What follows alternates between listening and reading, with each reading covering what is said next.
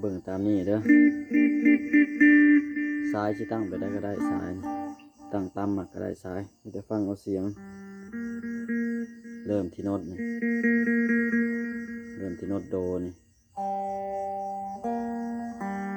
ซ้าย3ซ้าย2ซะนะ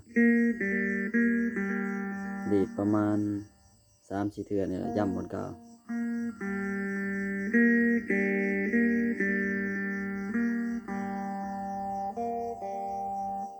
ดีดตัวนี้ให้มันเป็นก่อนลำคอนสวรรค์นะ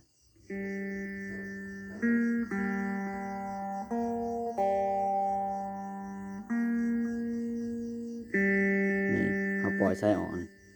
เขากดแล้วดีดนี่กดตัวโดเลยดีดปล่อยตัวโดออกเป็นลาบอันนี้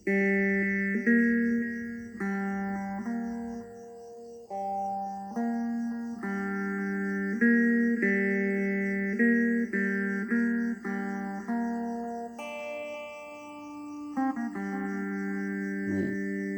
เข้ามามีเลโดลามีเลโดลา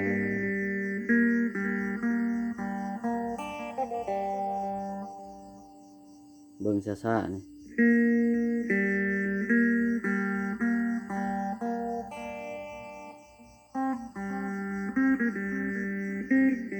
เขาสิกิบตัวเลมาหาตัวโดหน่อยหนึ่ง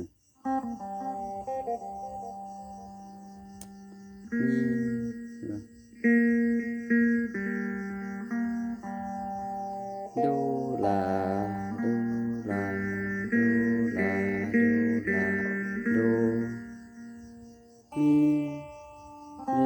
ดูลา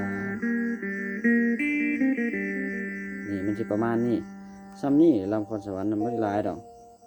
ก็หันเจ้าอยากเชิญมันก็เชิญบ่อยากเชิญมันลิ้นเท่านี้ก็ได้